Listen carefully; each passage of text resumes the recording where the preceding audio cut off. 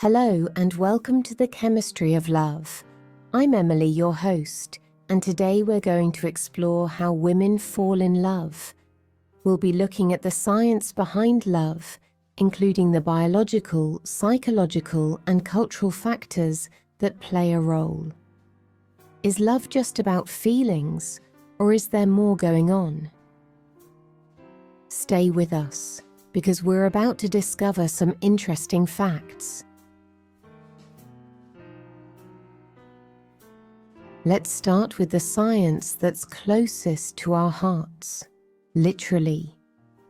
When a woman falls in love, it's not just an emotional experience, it's a full-body event, orchestrated by a complex symphony of hormones and neurotransmitters. To help us understand this better, we have Dr. Sarah Thompson, a neuroscientist who specializes in the neurobiology of love and attachment.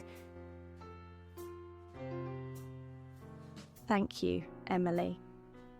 When we talk about love, we often focus on the heart, but in reality, it's the brain that's in charge.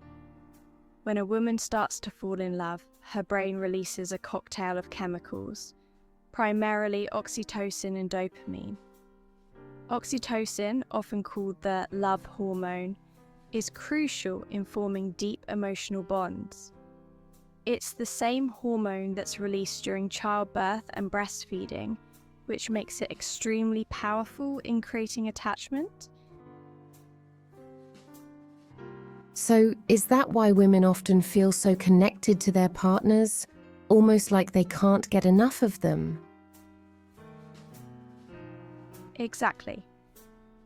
Dopamine, on the other hand, plays a big role in the brain's reward system. It's what makes love feel so exhilarating.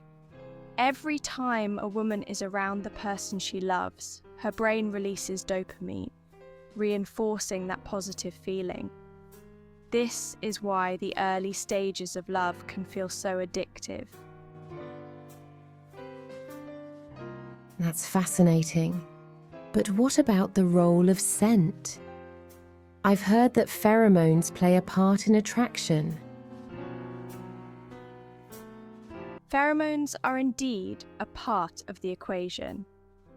While humans don't have as strong a pheromonal system as some animals, studies have shown that scent can subconsciously influence attraction.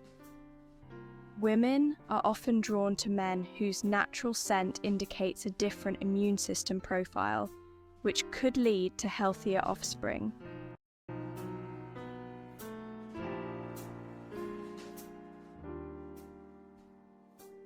Moving from biology to the mind, let's talk about the psychological aspects of how women fall in love.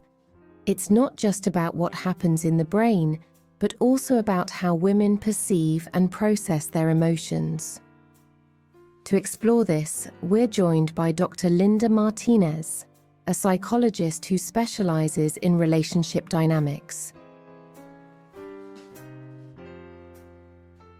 Thanks, Emily. When we look at love from a psychological perspective, one of the key factors is attachment style.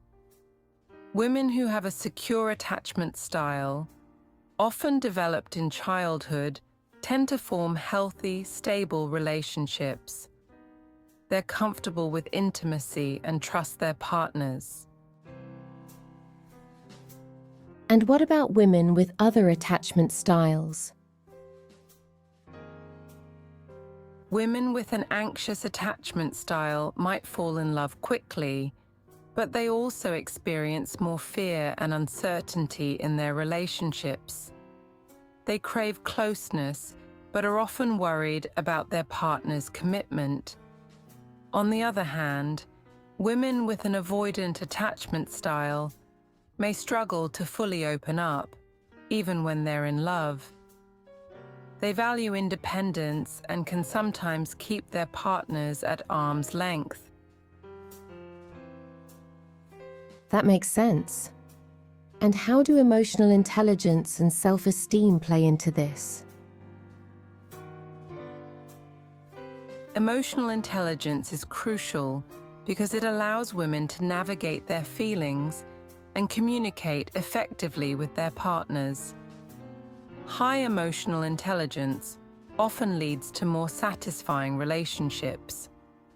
Self-esteem also plays a significant role. Women with a strong sense of self-worth are more likely to form healthy, balanced relationships, while those with low self-esteem might struggle with insecurity and doubt. To bring these concepts to life, we have a story from one of our listeners, Emma. Emma's journey of falling in love highlights many of these psychological principles.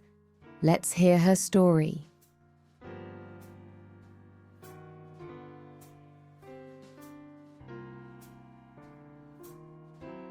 I met James during a particularly difficult time in my life. I had just gone through a rough breakup and was feeling pretty low. But James was different. He was patient, kind, and genuinely interested in me. At first, I was hesitant to open up, but as I got to know him better, I realized that he made me feel safe. My attachment style is more on the anxious side, so I was constantly worried that he'd leave, but he never did. Over time, I learned to trust him, and our relationship grew stronger. Looking back, I realized that my emotional intelligence and self-esteem were key to making this relationship work. Thank you, Emma, for sharing your beautiful story. It's a perfect example of how our minds and hearts work together when we fall in love. Now let's shift gears and explore the social and cultural influences on how women fall in love. From societal expectations to the impact of media, these external factors shape our perceptions and experiences of love. Joining us to discuss this is Dr. Priya Kapoor, a sociologist who studies gender and relationships.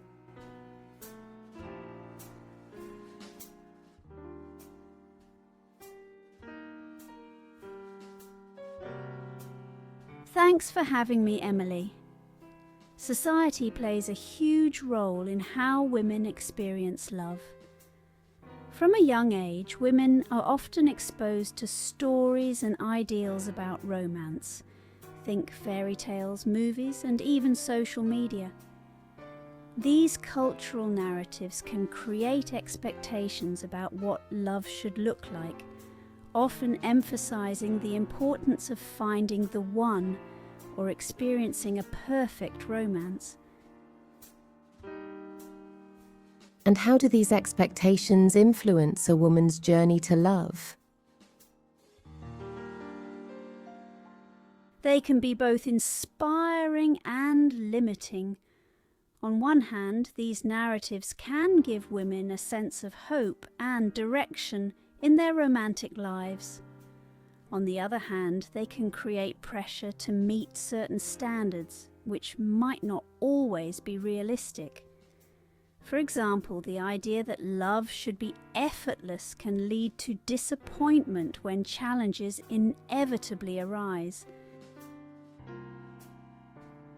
And what about the role of friendship in this process? Friendship is incredibly important. For many women, emotional bonds with friends can be a foundation for romantic relationships.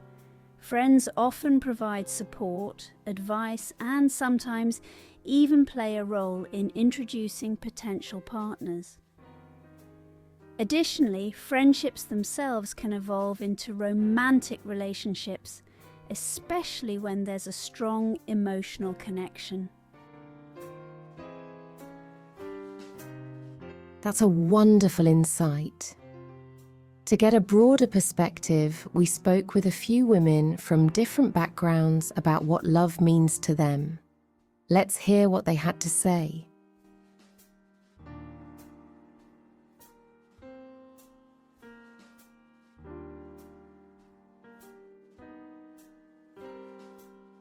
To me, love is all about trust and communication. It's not just about the butterflies, it's about building something meaningful together. Love is about being vulnerable and letting someone see the real you. It's scary, but also incredibly rewarding. Love, for me, is about partnership.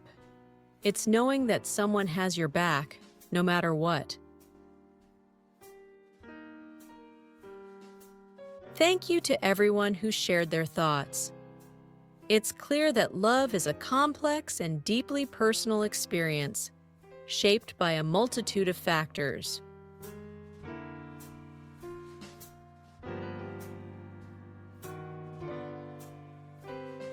As we wrap up today's episode, I'd love to hear your thoughts.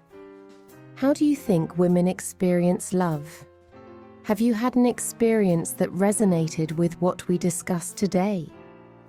Share your opinion or story in the comments. Your insights could inspire others. If you enjoyed this episode, give it a thumbs up. Share it with someone who might find it interesting. And don't forget to subscribe so you never miss an episode. Thanks for joining me, and I can't wait to explore more with you next time.